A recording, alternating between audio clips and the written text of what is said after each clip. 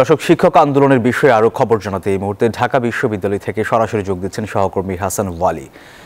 আজ তো শিক্ষক সমিতি ফেডারেশন নেতারা বৈঠকে বসার কথা, ক্লাসে ফেরার ইঙ্গিতও দিয়েছেন শিক্ষকরা। সবশেষ কি তথ্য আছে আপনার কাছে? সোহাগ, আপনাকে ধন্যবাদ। আপনি যেমনটি বলছিলেন, আজকে 10:30 নাগাদ সারা দেশের শিক্ষক সমিতি নেতাদের সঙ্গে বিশ্ববিদ্যালয়ের শিক্ষকদের সঙ্গে একটু অনলাইন বৈঠকের কথা রয়েছে ফেডারেশনের নেতৃবৃন্দের।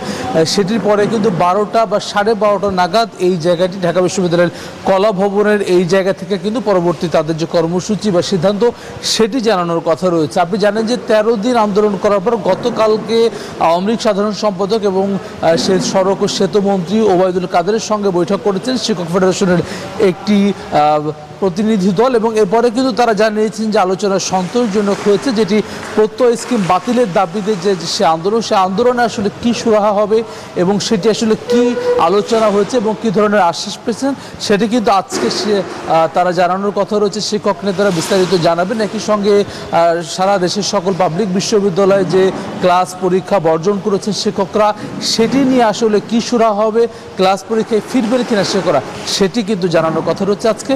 একই সঙ্গে আপনি জানেন যে একই দাবিতে কিন্তু কর্মচারীরাও কিন্তু আন্দোলনে রয়েছেন বিশ্ববিদ্যালয়গুলোতে, যার ফলে কিন্তু একই সঙ্গে স্থবির হয়ে পড়েছে শিক্ষা কার্যক্রম, কিন্তু একেবারেই বন্ধ, লাইব্রেরিও কিন্তু বন্ধ ঢাকা বিশ্ববিদ্যালয়, যার ফলে শিক্ষার্থীরা কিন্তু চরম বিপাকের মধ্যেই পড়েছেন।